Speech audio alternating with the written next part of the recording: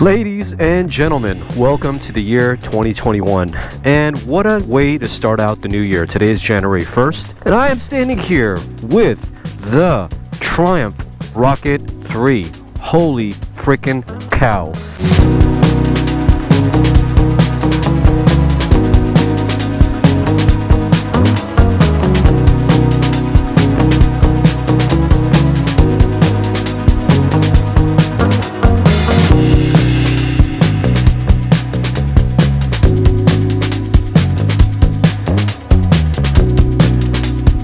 This motorcycle happens to have the largest displacement engine in the entire world at 2500 cc. I am absolutely astounded, first and foremost, to have this motorcycle.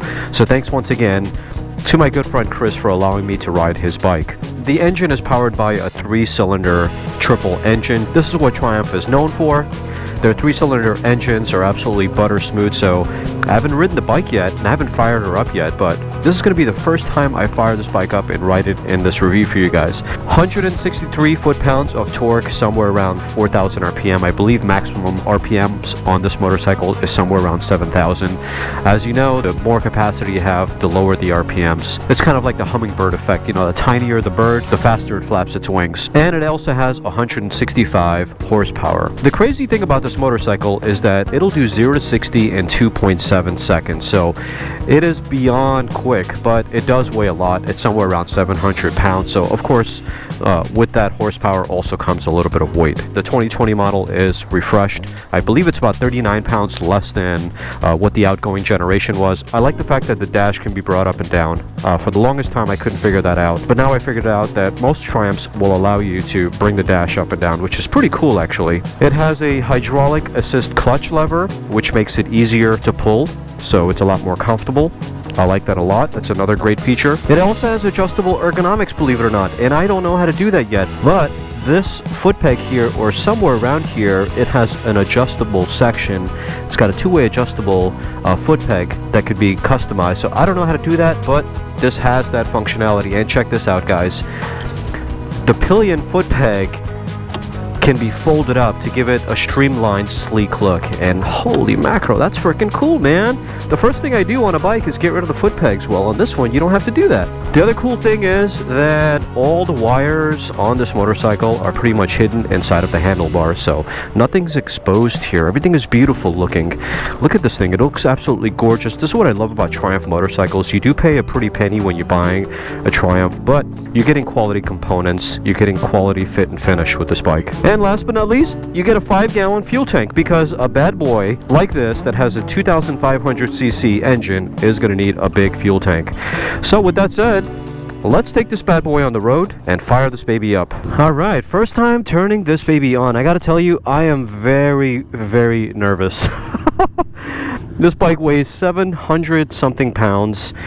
I was trying to move it around. I tried to move it from over there to here. Holy macro. It's got some weight. Wow. So just like you could imagine, turning on this motorcycle, it does do a little bit of a wiggle once you start it up for the first time. But on first impressions, I love this dash, man. It's very quality looking. So I thought that the pegs were going to be right underneath me, but they're actually forward. So you're putting your feet all the way in the front. It is a cruiser after all, so I have to get used to it. Sitting on this bike, oh man, I'm nervous. Oh man, I'm nervous. 19 miles an hour and just a little bit, and she just wants to jump. Woof. Hopefully I don't have an embarrassing moment.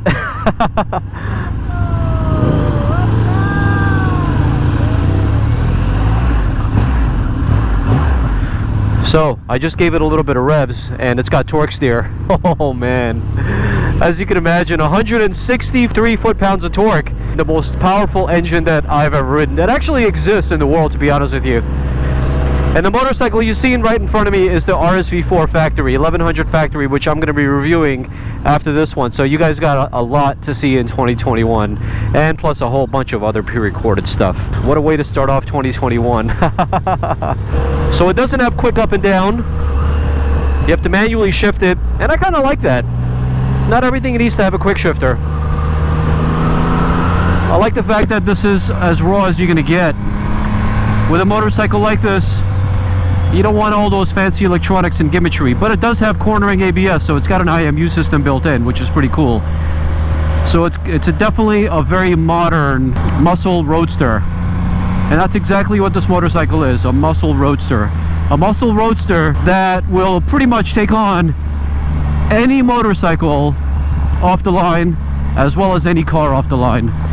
0 to 60 in 2.7 seconds. That's just amazing, man. Ridiculous amount of power.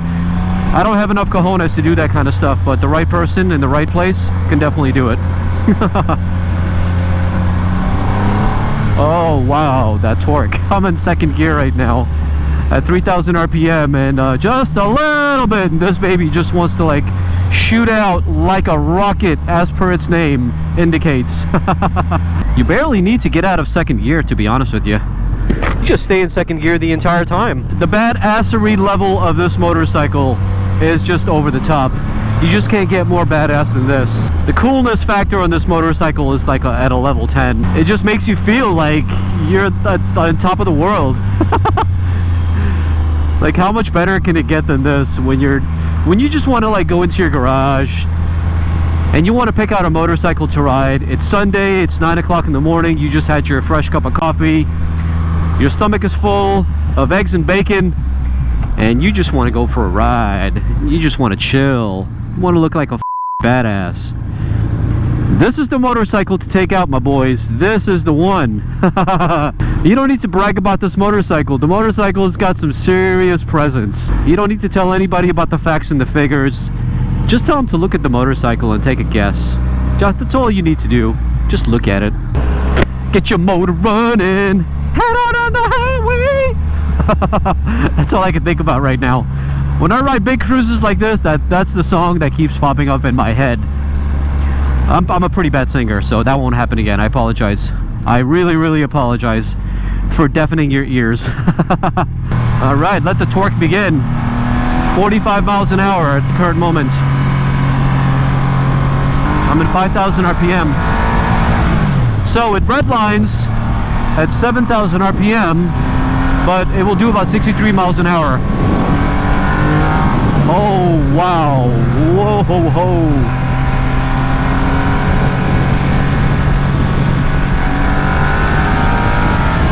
Wow. So the gears are very short. I just realized that. First gear will top out about 60 something miles an hour. But man, I feel like a badass. I feel like such a badass riding this bike. It's so intimidating though, man. Oh, it is so intimidating. I'm freaked out. I'm exhilarated. I'm kind of like a kid who's been to Disneyland for the first time, is afraid of that tall roller coaster, is petrified of like getting on line, but when he finally does, and when he finally rides it, he's exhilarated and he wants more of it. Well, I was exactly the same way when I was riding this motorcycle for the first time a few minutes ago. Petrified, but now I'm exhilarated and I just want more. Surprisingly, when you're riding the bike, you don't really feel that much of the weight. I don't know how Triumph did it, but it does feel heavy, but not like 700 pounds heavy. Whenever you're slow and you're not going that fast, it does have a little bit of torque steer. But I rode another motorcycle by BMW, I forgot what the name of it was, but that had close to, I believe, 100 foot-pounds of torque, and that had a ton of torque steer. But yeah, this is the second cruiser roadster that I'm riding in. Well, no, wait a minute, the third one. I also rode a Diavel. So yeah, this is the third one that I rode. So if you haven't seen those two reviews, make sure to go check them out as well. But I gotta say, man, out of the three that I rode, this one happens to be my favorite one, because I could definitely tell you without a shadow of the doubt that the components on this feel absolutely quality. This is the Gentleman's Roadster. The fit and finish, everything is just absolutely gorgeous. They took their time with this thing. All the buttons, everything, it reminds me a lot of my Street Triple. The components are just as high quality. The dash is not all that complicated, but gives you all the information you need. I'm doing 20 miles an hour. I'm in first gear at the moment. You don't really need to go past first gear on this motorcycle when you're traveling at 20 miles an hour. But it is just badassery on another level, my boys. As far as comfort is concerned, it's a roadster, so without a shadow of a doubt, this is definitely a comfortable bike. For someone who's got a longer reach, your arms aren't going to be extended as much as mine are. Mine are pretty much extended out. I don't have a bend in my arms.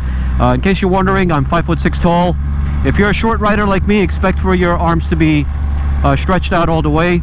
But that being said, I'm not at all in discomfort. I find the motorcycle to be very, very comfortable, and something for a long cruise, as this motorcycle was meant to be done with, would be very, very doable. It also has that comfortable pillion seat back there. The seat is nice and cushiony. I don't know what type of material it's made out of. It's probably pleather or leather, but regardless, it's got some room for you to move back, but not a whole lot. Once you're on the seat, you are on the seat. But it's definitely doable for people who are a lot taller than I am. And in case you are my stature, 5'6", hovering around that 5'6", 5'7", you'd be doing pretty well with it as well. So it's an overall comfortable motorcycle.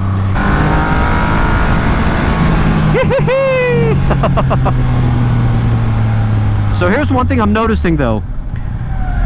This probably needs to be tightened up, because if I brought it up but it came back down. Chris, if you're watching this, tighten this baby up, because it's going to get annoying.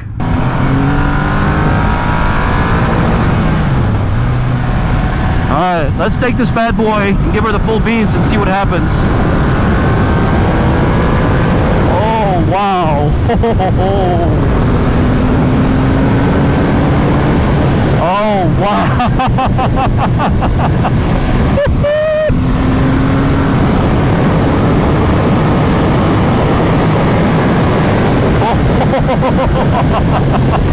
Oh my God.